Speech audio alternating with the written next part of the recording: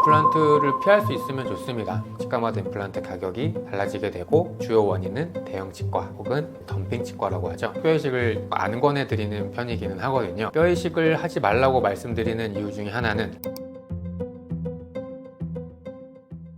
안녕하십니까, 바른본 치과의원 대표원장 백승우라고 합니다. 반갑습니다. 치과마다 임플란트 가격이 다른 이유, 물론 임플란트의 종류가 달라서 그럴 수 있죠. 예를 들어 국산 제품이 아니라 스위스나 뭐 이렇게 실제로 비싼 브랜드들이 있는데 그런 브랜드들의 차이가 있을 수 있습니다. 그런데 이제 요새는 임플란트의 종류 때문에 가격이 달라지는 경우는 제가 아는 거의 없다고 보면 되고, 대부분은 가격 경쟁 때문에 가격이 달라지는 경우가 굉장히 많아요. 특히 이제 대형 치과 혹은 네트워크 치과 혹은 치과에 갔는데 치과 원장님하고는 대화할 기회가 별로 없는 그런 치과에서는 일단은 싼 가격으로 환자분들을 홍보를 하고 병원을 운영하는 데 필요한 비용들을 보존하기 위해서 임플란트 외에 다른 것들을 추가하면서 비용이 올라가는 경우가 굉장히 많아요. 예를 들어 임플란트 하나 신입하는데 예를 들어 A1이다 라고 말씀을 듣고 환자분들이 어떤 치과에 갔는데 상담해 주시는 분이 오셔서 환자 맞춤형 지대줄을 사용하니까 B1이 추가가 되고, 환자분은 뼈가 얇아서 뼈 이식을 하셔야 됩니다. C1이 추가되고, 그러면 환자분이 알고 간 가격은 A1이지만 치과에서 나올 때는 A 플러스 B 플러스 C1이 되는 경우가 많죠. 그래서 대부분은 가격 경쟁 때문에 치과마다 임플란트 가격이 달라지게 되고, 주요 원인은 대형 치과 혹은 말씀드리면 덤핑 치과라고 하죠. 그렇습니다. 사실 뭐 네이버 지도나 네이버 플레이스 이런 데 들어가는 정보들이 보통은 한정되어 있죠. 사실 그런데 가격을 올리면 제가 안 된다고 알고도 있고, 근데 보통 원장님들의 뭐 이력이나 아니면 치과의 위치 뭐 이런 것들이 이제 보통 들어가기 마련인데, 환자분들이 정보를 찾는 데 있어서 조금 도움이 될 만한 것, 대표 원장님의 성함과 대표 원장님의 이력이 바뀌지 않고 함께 일하시는 원장님들의 소개가 자주 바뀌지 않는 것, 이것도 참 중요한 요소라고 생각을 해요. 그리고 환자분들이 이제 정보를 접할 수 있는 통로를 제가 좀 생각을 해보면, 사실 홈페이지 이런 데서는 환자분들이 자주 접하기가 어렵죠. 왜 그러냐면 우리나라에서 정보가 유통되는 주요 경로가 어떤 회사나 치과나 어떤 의원들의 홈페이지가 아니라 대부분은 네이버나 유튜브이기 때문에 그래요. 근데 만약에 어떤 정보를 구하시는 데 있어서 뭐 어떤 의원이나 치과뿐만이 아니라 원장님이 직접 운영하는 것으로 판단되는 블로그가 있다, 원장님이 진료에 진심인 거고 본인이 하시는 진료에 대한 어떤 철학이나 정보를 환자분들한테 명확히 제시해 주시는 경우가 굉장히 많거든요. 또 블로그나 유튜브들이 단순 홍보 목적이나 마케팅 업체에서 단순 광고 목적으로 작성되는 경우가 또 굉장히 많고, 이런 것들은 이제는 정보를 구하시는 우리 환자분들 입장에서는 충분히 구별이 되실 정도로 정보가 많아요. 그래서 어떤 좋은 의원이나 치과 의원을 찾고자 하실 때는 제가 말씀드렸듯이 그런 요소들을 조금 고려해 보시면 도움이 되지 않을까 싶습니다.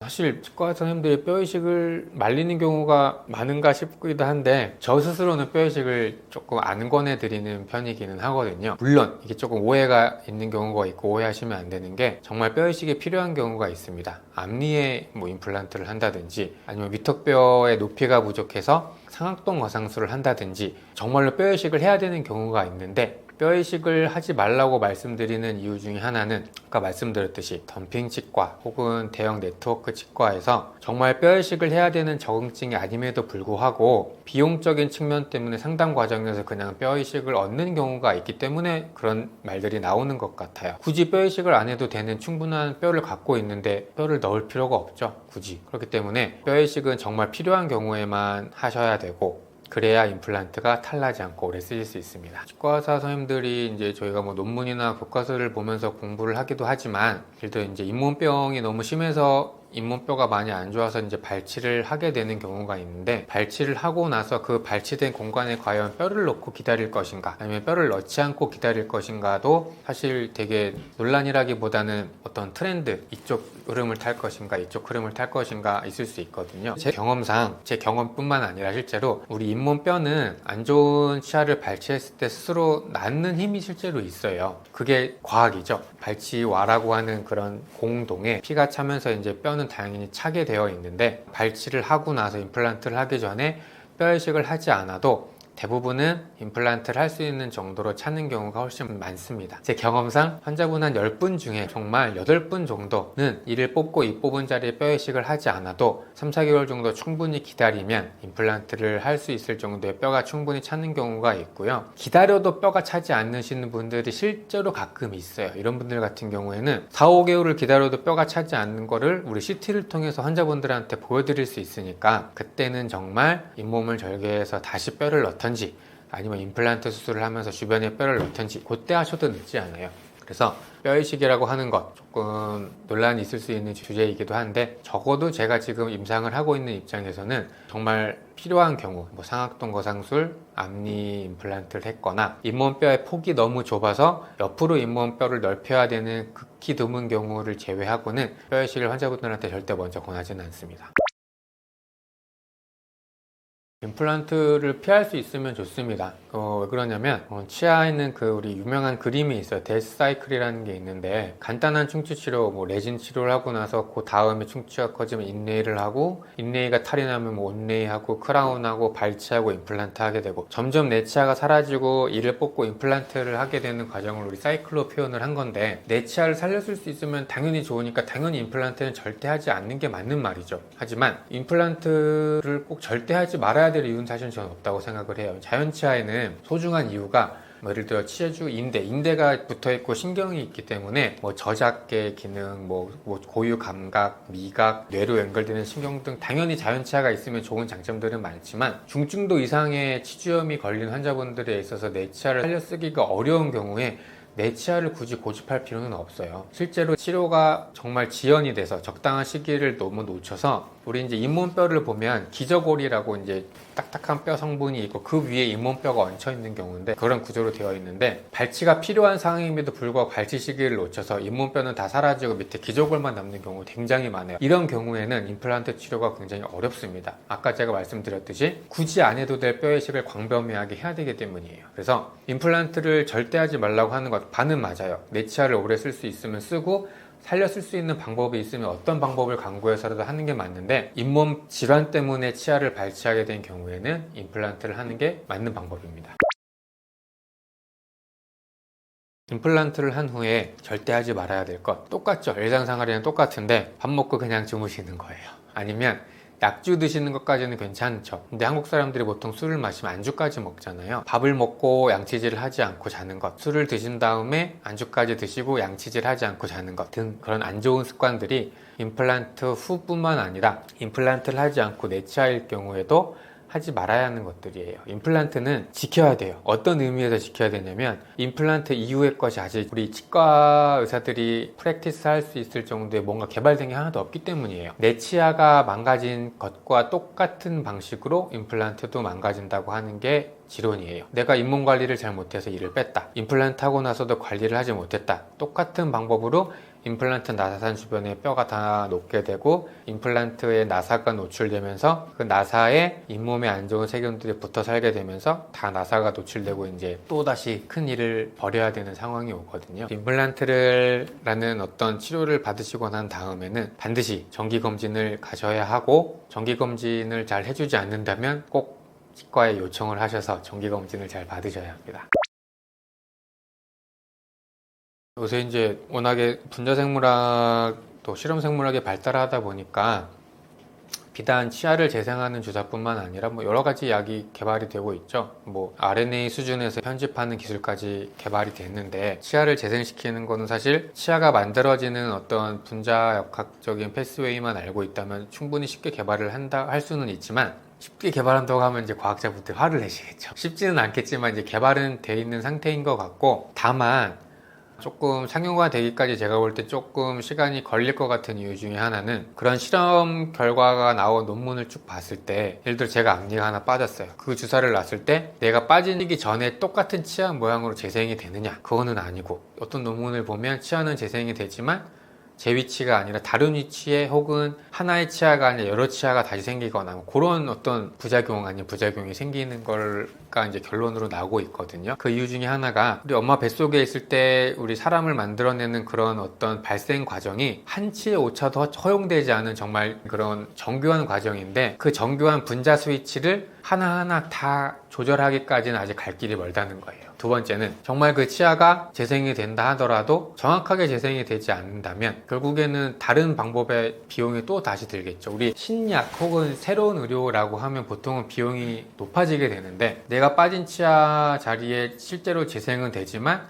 위치가 어긋나서 교정적으로 그 치아를 재생된 치아를 원래 위치로 갖고 오기 위해 또 교정 치료를 하게 된다든지 한 번의 치료가 끝나지 않게 될 가능성이 또 굉장히 높습니다. 그래서 어떤 재생의학이 루틴 프랙티스로 자리 잡기까지는 제가 볼 때는 한참 남았고 나온다고 해도 신의료니까 분명히 비용이 많이 높을 거란 말이에요. 그 시기쯤 되면 임플란트의 가격은 시장경제의 원리에 따라서 분명히 더 내려갈 테니 임플란트라는 치료가 임플란트가 나쁜 게 아닌데 사실 이게 조금 너무 안 좋게 이제 소문이 도는 경우가 많죠. 어쨌든 임플란트가 완전히 대체될 거라고 저는 생각하지는 않고 정말 치아를 재생시키는 약이 상용화가 되고 원하는 크기, 모양, 위치 다 완벽하게 자리를 잡는 시기가 온다면 그때쯤이면 언제 될지 잘 모르겠지만 임플란트가 없어질 수도 있겠다는 생각이 들기도 합니다.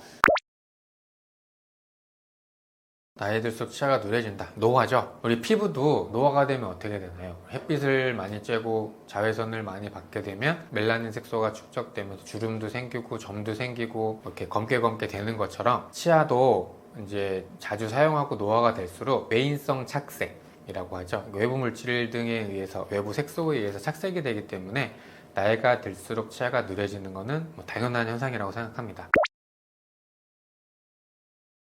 이제 누래진 치아를 하얗게 만드는 것 그렇다고 뭐 분필 색깔 같이 너무 하얗게 만들면 좀 그렇긴 한데 어찌됐건 누래진 치아를 하얗게 만드는 걸 미백 치아라고 했을 때 치과에서 하는 미백 치료를 보통은 전문가 미백이라고 하고 나 스스로 할 수 있는 미백 치료를 자가 미백이라고 해요. 공통점이라고 한다면 전문가 미백이나 자가 미백 모두 미백을 하는 데 있어서 가장 핵심 요소인 과산화수소라는 성분이 필요한 게 공통점이라고 할 수 있고 전문가 미백이랑 자가 미백의 차이점이라고 한다면 과산화수소의 농도 정도 생각할 수 있겠죠. 왜냐면 치과 선생님이 실제로 체어에 치과 의자에 앉아 쓰는 미백 제품 같은 경우에는 과산화수소 농도가 조금 높은 경우가 있어요. 왜냐면 컨트롤을 할 수 있으니까. 자가 미백의 경우에는 그 농도가 너무 높아버리게 되면 이제 케미컬 번이라고 해서 그 미백약 과산화수소 때문에 치은이나 이런 게 손상이 될 수 있거든요. 그래서 실제로 뭐 자가 미백도 되게 종류가 여러 종류가 있는데 우리 치약을 통해서 혹은 치아에 붙이는 패치를 통해서 혹은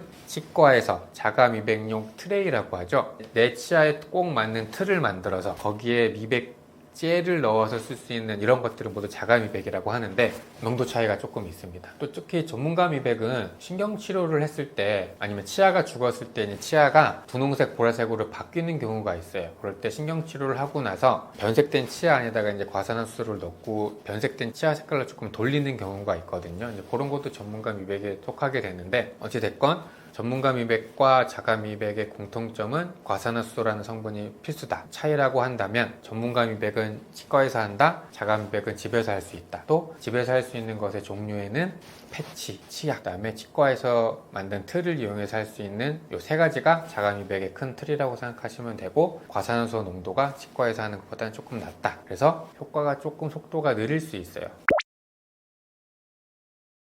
집에서 치아를 하얗게 만들 수 있는 가장 확실한 방법은 치과에 방문하셔서 자가미백 그 제품을 받으시는 거예요. 사실 왜 그러냐면 일단은 미백이라고 하는 게 효과를 보려면 농도와 시간의 싸움이에요. 농도는 자가미백을 할 수 있는 농도는 정해져 있어요. 너무 높으면 치아 잇몸에 손상이 가해지니까.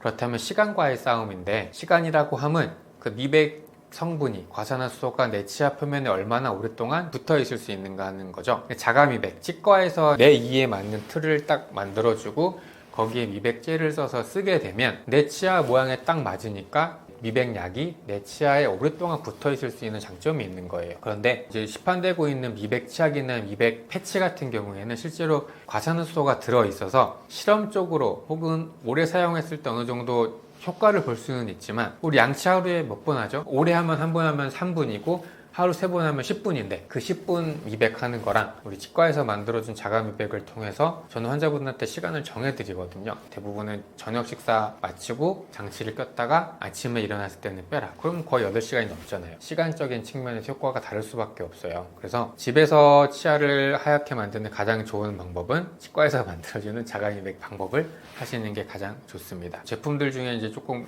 주의를 하셔야 되는 것들 중에 하나가 시판되는 미백약들 중에 과산화수소가 없는 제품도 있고 과산화수소 외에 무슨 코발린 블루 제가 지금 기억이 잘 안 나는데 색소 성분이 들어있는 치약이 있어요. 그러니까 이 색깔 보정 효과를 통해서 이 빛 반사를 통해서 치아를 조금 하얗게 만들어주는 성분이 들어있는 치약이 있는데 혹시나 치과에서 하는 미백보다 그냥 나는 미백 치약 정도 써보겠다 하시는 분들 중에는 치약에 반드시 과산화수소 성분이 있는지를 확인을 하시고 구매를 하셔서 사용하시기를 바랍니다. 대부분 없는 경우가 훨씬 더 많아요. 이를 하얗게 만들어둔 치약 뭐 이래가지고 그냥 보통 성분이거나 아니면은 그 치태를 억제하는 뭔가 성분이 있거나 혹은 뭔가 부산물들을 좀 덜 붙게 하는 성분들이 있는 치약 정도인 경우가 많고 반드시 미백 효과를 보시려면 과산화수소가 일정 정도 있는 치약을 구매하셔야 돼요.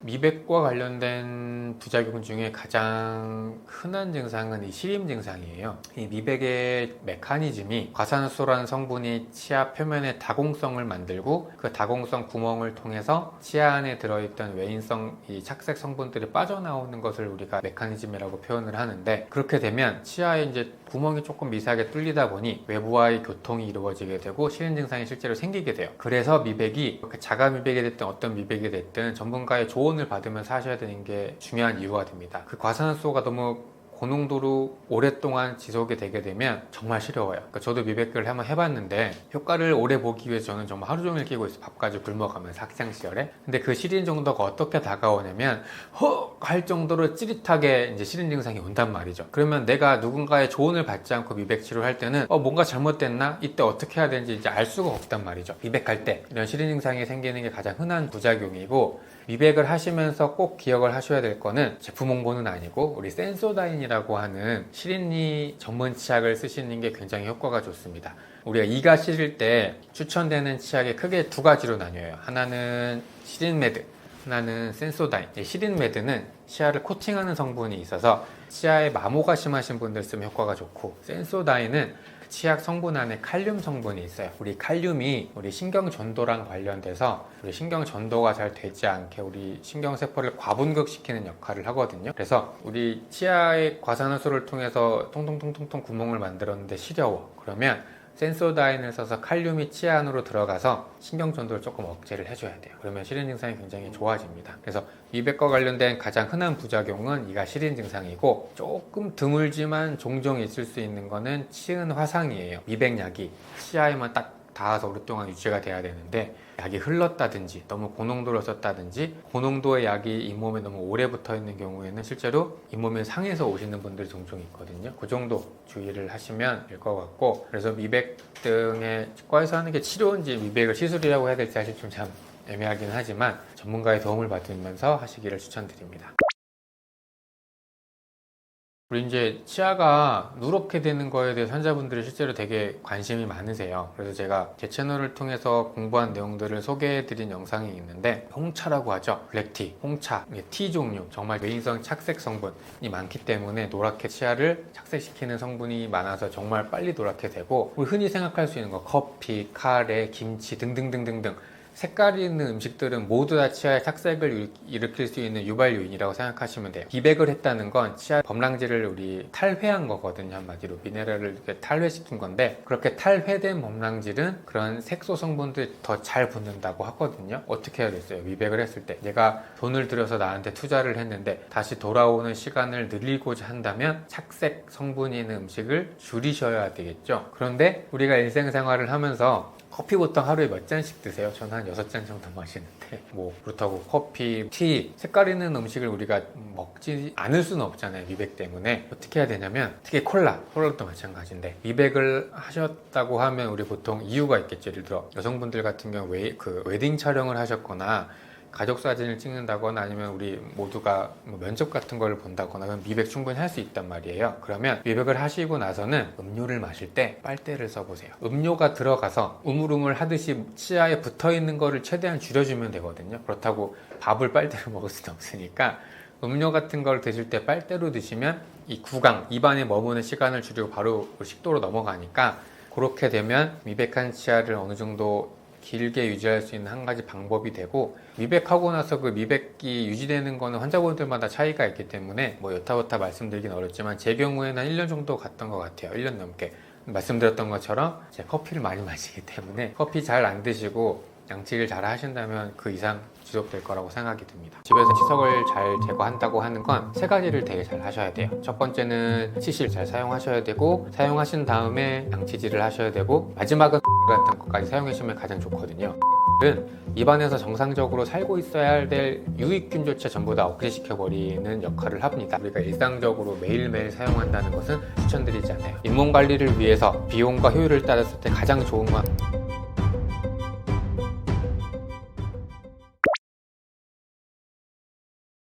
양치할 때 치석, 이제 이것도 제가 저희 채널을 통해서 한 번씩 환자분들한테 말씀드렸던 적이 있는데, 집에서 루틴 케어, 홈 루틴 케어, 그러니까 집에서 양치질을 열심히 해서 잇몸 관리를 잘 한다는 것, 치태를 제거하고 치석을 잘 제거한다고 하는 건 세 가지를 되게 잘 하셔야 돼요. 첫 번째는 치실 혹은 치강 칫솔을 먼저 잘 사용하셔야 되고, 사용하신 다음에 양치질을 하셔야 되고, 마지막은 선택이긴 하지만 시판되는 잇몸에 좋다고 하는 뭐 가글 같은 것까지 사용하시면 가장 좋거든요. 그래서 하루 3번, 꼭 3분이 아니어도 좋아요. 그 하루 3번 지키는 게 정말 어렵거든요. 우리 일상을 살아가는 데 있어서 특히 요새 일이 다 힘들잖아요. 그럼 집에 가면 양치질 하기도 너무 귀찮아서 그냥 이렇게 핸드폰 보다가 저도 잠들 때가 많은데, 그런 어떤 뭔가 힘듦을 다 이겨내고 나에게 투자할 수 있는 가장 좋은 방법은 하루 3번 치실, 치강, 칫솔, 양치질, 가글 하기라고 생각이 듭니다. 요 세 가지를 기억을 하셨다면 그 다음에는 방법론적인 게 조금 중요할 수 있는데, 사실 환자분들이 치실이나 치강, 칫솔을 잘 사용하는 환자분들한테 여쭤봤을 때 대부분은 할 때 아파요, 피가 나요 라고 하시면서 잘 안 하게 된다 말씀하시거든요.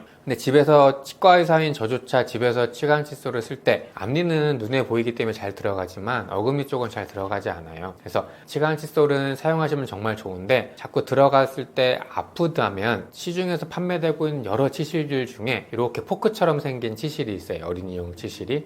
그거를 사용하시면 어금니 쪽은 사용하기가 훨씬 더 편합니다. 그래서 어떻게 해서든지 하루 3번 치실, 치강, 칫솔 하시는 거를 생활을 하셨으면 좋겠고, 그 다음에 또 이제 환자분들이 또 많이들 궁금해 하시는 게 칫솔인데, 우리 치약, 우리들이 사용하는 치약에는 치아 표면에 붙은 치태, 우리 이똥이라 그러죠. 효과적으로 제거하기 위해서 모래 성분이 들어있을 수밖에 없어요. 그런데 그 모래 성분으로 치아를 비빈다고 하는 거는 오랜 세월 동안 내 치아를 마모시킨다는 얘기거든요. 치약의 성분도 그렇지만 칫솔모 역시 우리가 언뜻 생각하기에는 칫솔모가 딱딱하면 치아에 조금 더 마모가 더 잘 일으키지 않을까 생각이 될 수 있지만, 실제로 연구 논문들을 보면 칫솔모가 너무 무른 경우, 부드러운 경우에 나도 모르게 치아 쪽으로 또 강한 압박을 가하고, 그런 압박 때문에 치아 표면에 마모가 더 심하다고 해요. 칫솔을 고르실 때에는 너무 부드러운 칫솔모 말고 정말 그냥 보통의 칫솔을 고르시면 되고, 또 한 가지 기억하면 좋으실 게, 칫솔을 봤을 때 칫솔모가 많이 상해 있다, 평소에 나는 그게 좀 자주 온다 하시는 분들은 나도 모르게 양치할 때 치아 표면 힘을 많이 가해지는 거예요. 그런 분들이라면 양치질을 하실 때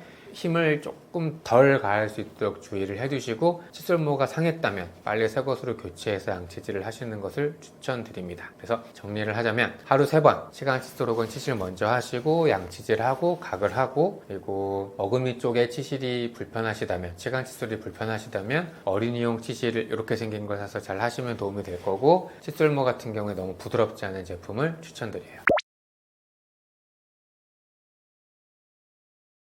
이미 나빠진 잇몸도 되살리는 양치도구, 뼈락에 이미 나빠진 잇몸을 되살리는 양치도구가 있다고 하면 사실 뭐 스케일링이나 치석을 제거한 잇몸 치료 같은 게 과연 여태까지 잘 명맥을 유지하고 있을까라는 생각이 드는데요. 사실 이미 나빠진 잇몸을 완전히 되살릴 수 있는 양치도구가 있는 거는 사실 말이 안 되고, 제가 말씀드렸던 것처럼 하루 3번 양치질을 하실 때 그냥 보통 우리 마트에서 살 수 있는 치실, 치강, 칫솔, 그 다음에 양치질, 가글 요 3개만 잘 하셔도 잇몸 건강을 유지하시는 데 크게 도움이 됩니다. 다만 우리 교정치료 중이시거나 아니면 우리 가족 중에 혹시 요양병원에 입원해 계신 어르신들이 있다고 하면 교정치료 중인 환자분들 같은 경우는 교정장치에 음식물이 끼어서 잘 양치질을 할 수가 없고, 또 요양병원에 입원해 계신 분들 같은 경우에 거동이 많이 불편하세요. 그래서 이런 특이 케이스 같은 경우에는 워터픽 혹은 전동 칫솔이 실제로 환자분들 구강 건강에 도움이 된다고 하는 논문도 굉장히 많고요. 특히 요양병원에 계신 분들 같은 경우에는 우리 요양관리사분들의 도움을 받는 경우가 많은데, 요양관리사분들을 대상으로 조사한 논문을 통해서 봐도 입원해 계신 분들의 입안을 관리해 주는 데 있어서 일반 칫솔보다는 전동 칫솔로 하시는 게 관리자분들이 훨씬 더 편하다고 이렇게 주관적인 표현을 다룬 논문도 굉장히 많아요. 그래서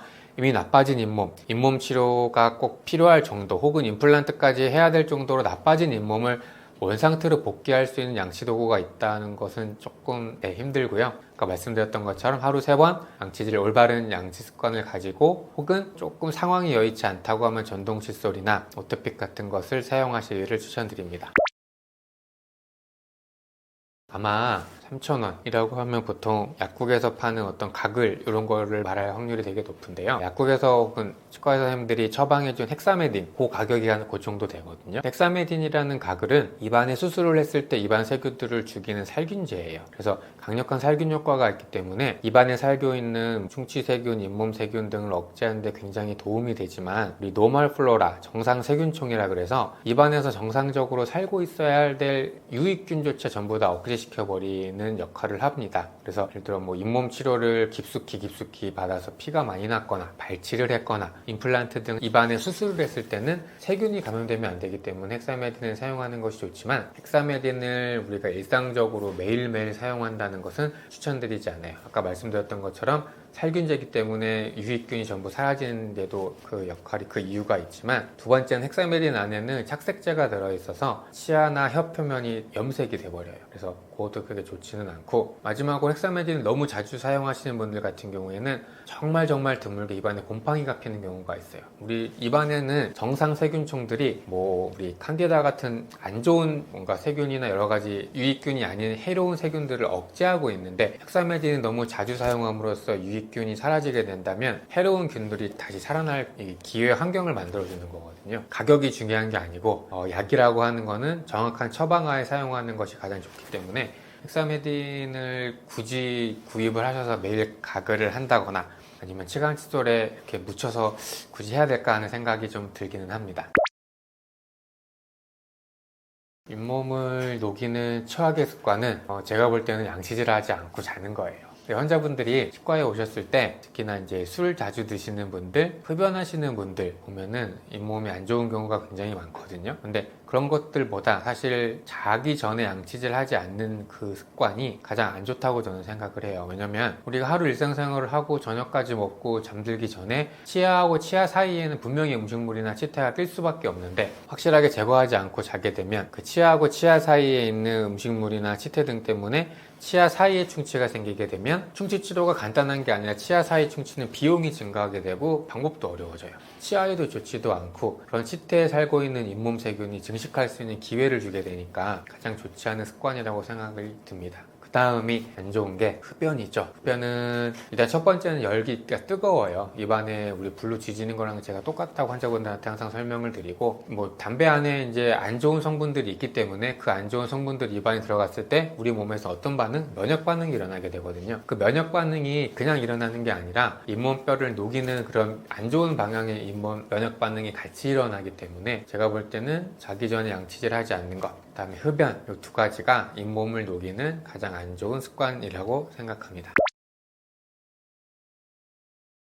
이제 요새는 대중매체라고 하기에도 뭐할 만큼 우리 블로그나 유튜브 이런 데 이제 좋은 내용들이 정말 많이 나오고, 사실 정보의 홍수라고 생각이 들 정도로 많은 내용들이 오가고 있는데, 잇몸 관리를 위해서 비용과 효율을 따졌을 때 가장 좋은 건 계속 제가 강조드리지만 하루 3번 치간 칫솔하고 양치질하고 가글하는 것, 요 3개 하는 게 가장 중요하고요. 그 다음은 집 근처 치과 아무데나 가셔가지고 정기적으로 검진을 받으시고, 치과가 반드시 뭔가 치료를 하는 곳이 아니라 아니라 내 입안을 관리하는 곳이라는 곳을 머릿속에 각인을 하셔야 돼요. 어느 치과에 갔는데 무슨 이렇게 치료만 하라고 하고 뭐 관리를 해주지 않는다. 그러면 이제 조금 관리를 잘 해주는 치과로 옮겨 가시는 것도 좋은 방법이기는 한데, 하루 3번 내가 양치질을 잘 한다고 해서 전문가의 눈으로 봤을 때 확실하게 제거가 안 되는 부분이 분명히 보이거든요. 그러니까 잇몸 관리를 위해서 하루 3번 양치질 잘 하고 나의 입안을 내가 미용실 가서 하루에 한 번 머리 자르듯이 관리해 줄 수 있는 치과에 정착을 하시면 잇몸 관리를 하는데 굉장히 좋은 방법이기도 하고요.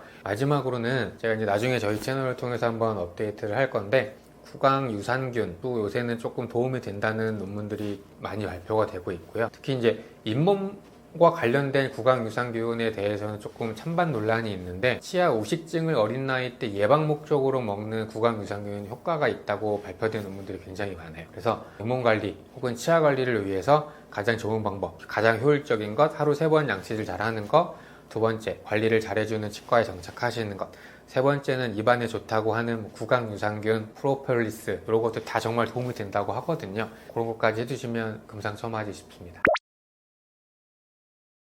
반드시 치과에 가야 하는 증상, 우리 되게 심각한 것부터 좀 작은 것까지 한번 이렇게 추려보면, 이가 흔들리면 무조건 가야겠죠. 왜냐면 이가 흔들린다는 건 치아가 부러졌거나 아니면 치아를 잡아주고 있는 잇몸뼈 상태가 좋지 않아서 흔들리는 거기 때문에 아마 발치를 해야겠죠. 발치가 해야 되는 이유는 이제 흔들릴 정도로 잇몸이 안 좋아졌다는 생각을 해봤을 때, 그런 상태에서 발치된 치아를 보면 정말 지저분한 상태로 발치가 되거든요. 근데 그러한 치아는 이제 뭔가 살리고 싶어도 더 이상 우리 몸에서는 내 것으로 인식을 못하는 이제 외부 침입자의 역할을 하게 돼버려요. 그래서 계속 거기에 우리 뭐 백혈구라든지 MMP를 하는 어떤 효소 같은 것들이 계속 잇몸뼈를 파괴시키는 방향으로 가기 때문에 치아가 흔들린다, 찌걱찌걱 소리가 난다, 씹을 때마다 아프다, 그럼 반드시 치과에 가셔야 하고요. 잇몸뼈가 아니고 이제 치아에만 국한돼서 본다고 하면 찬물을 마실 때 시린 것까지는 정상 범주에 속해요. 그런데 차가운 물을 마시고 치려고 했는데 한 5초 이상 지속되는 경우, 혹은 찬 거 먹었을 때 통증으로까지 느껴지는 경우는 충치가 너무 심해서 치아 안에 들어있는 신경하고 혈관인대까지 감염이 된 경우라 치과에 꼭 가셔야 되고, 이 단계를 넘어서 이제 한 단계 더 진행이 되게 되면 따뜻한 거를 먹을 때 엄청나게 아파요. 그 이유가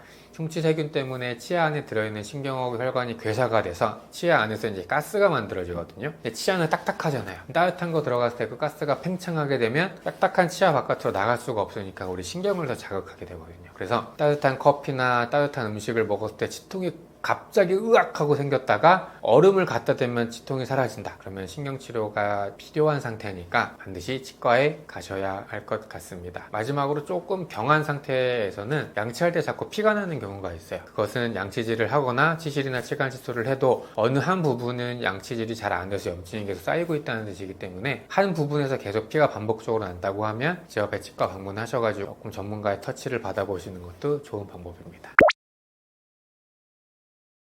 스케일링을 했을 때 이제 뭐 치의생사 선생님들이나 치과의사가 교과서에 나오는 방식대로 스케일링을 했을 때는 크게 무리가 되지는 않습니다. 제가 제 채널에 올렸던 영상에서 그 스케일링이 강도가 얼마나 되는지 알려드리고자 제 손톱이나 계란 껍데기에 이렇게 스케일링을 하는 걸 보여드려서 스케일링을 했을 때 이 정도의 손상이 갈 수 있구나 라는 거를 보여드린 적이 있고요. 이거를 보여드리게 된 계기가, 제가 이제 환자분들 진료를 할 때 환자분들 하시는 말씀에 되게 귀를 좀 많이 기울이는 편인데, 뭐 스케일링을 하고 나서 이가 더 시려워졌어요. 스케일링을 할 때 예전에 떼었던 게 떨어졌던 적이 있으니까 스케일링 할 때 조심해 주세요. 아무튼 스케일링을 하고 나서 잇몸 건강을 위해서 스케일링을 받으러 치과에 왔는데 오히려 불편감을 이렇게 호소하시는 분들이 많아서, 제가 또 여러 가지 자료들을 찾다 보니 스케일링을 할 때 그 우리 범랑질이라고 부르는 치아에 어느 정도 미세하게 손상이 갈 수 있다라는 영상을 올린 게 있습니다.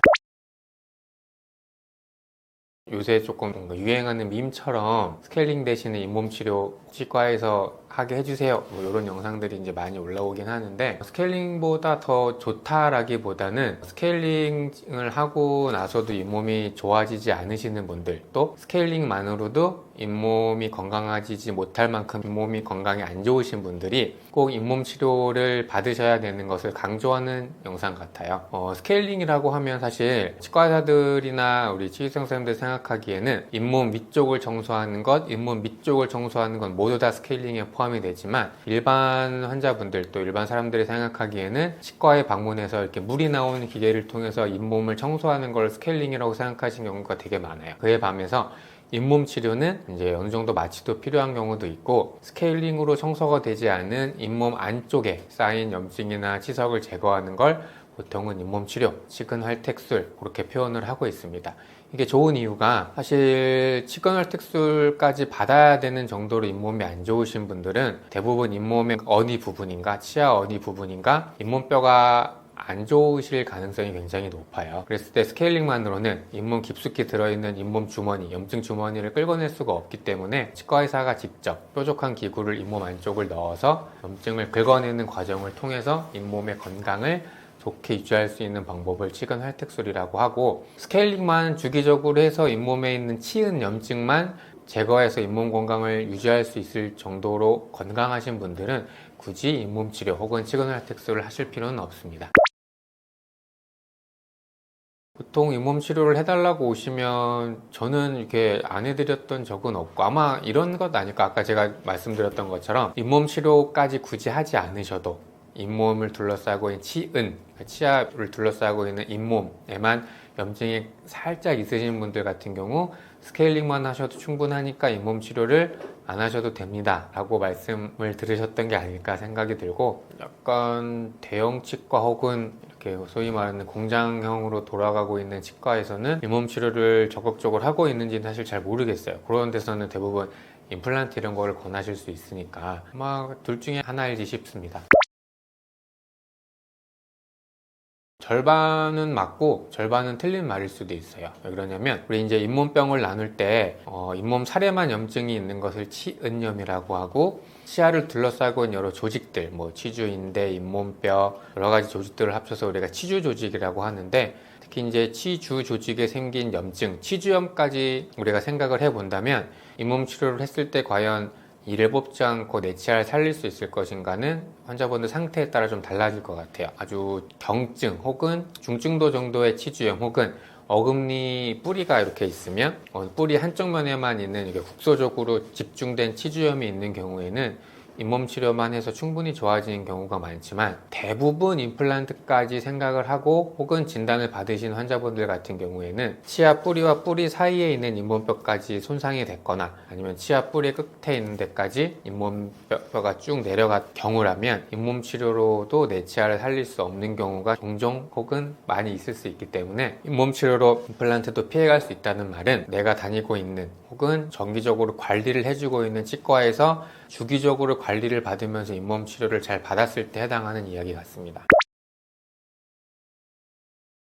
저희 치과 오셨던 환자분 중에 이제 제가 마음속에 아직 담아두고 있는, 아니면 저 스스로 안타까움을 느끼는 환자분이 한 분 계신데, 아무튼 치과가 무섭잖아요. 무서운 이유가 대부분 마취가 동반되기 때문이고 통증이 있기 때문이죠. 너무 이가 많이 흔들리는 치아를 하나를 발치를 하고 나머지 치아들은 저랑 같이 잇몸 치료하면서 잘 살려 써봅시다 라고 제가 어떤 환자분한테 말씀을 드렸는데, 환자분께서 저한테 말씀하시기를 이제 주사공포증이 있다 말씀을 저한테 해주셨거든요. 근데 이제 잇몸 치료를 해야 될 시기가 와서 환자분한테 다음에 오시면 이제 마취를 조금 하고 잇몸 치료를 하겠습니다 라고 말씀을 드렸더니, 이제 그 주사공포증을 극복을 못 하시고 다시는 저희 치과에서 뵐 수가 없었던 환자분이 있어요. 잇몸 치료라는 게 잇몸 치료를 받아야 될 정도로 잇몸이 건강하지 못하신 분이라면 어느 정도 마취는 생각을 하셔야 되거든요. 잇몸 치료를 할 때 통증이 좀 있을 수는 있는데, 그렇다고 대부분 치과 치료 해보셔서 알겠지만 심한 통증을 갖고 있지는 않습니다. 마취를 하지 않고 잇몸 치료를 했을 때 치과 의사가 잇몸 치료하는 기구를 사용해서 끌어낼 때 통증,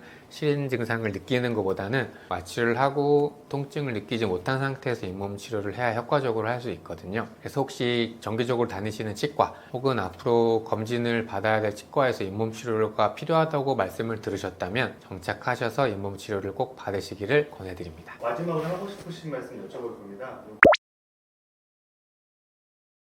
제가 이제 우연한 기회라고 하면 좀 그렇고, 이제 사람에 관심이 많아요. 그러니까 그 말은 이렇게 막 누구를 스토킹하고 그런 관심이 아니라 어떤 분하고 이제 관계를 맺음에 있어서 저분은 어떤 생각을 하고 계실까? 내가 혹시 놓친 거는 뭐가 있을까? 사람에 관심이 되게 많아졌던 계기가 있기는 합니다. 어쨌든 제가 이제 그런 거에 관심이 되게 많은데, 제가 치과 의사가 되고 나서도 그런 사람에 대한 관심이 계속 있다 보니 환자분들이 그냥 하시는 말씀들을 흘려듣지 않고 어떻게 하면 내 진료에 있어서 환자분들이 그런 말씀하시는 거를 더 반영해 볼 수 있을까, 아니면 궁금해 하시는 것들을 내가 조금 더 올바른 정보를 제공해 드리고 또 이해하기 쉽게 전달해 드릴 수 있을까 고민을 정말 많이 하는 편이거든요. 저 초대해 주셔가지고 이렇게 간단한 몇 가지 질문들에 대해서 답변을 드리는 이제 시간을 가졌는데, 저희 채널에 오시면 이제 여기서 말씀드렸던 주제들보다 훨씬 더 광범위한 치과와 관련된 지식들 혹은 제 진료와 관련된 여러 가지 내용들이 있어요. 그래서 오시면 도움이 많이 되실 거라고 제가 생각이 들고요.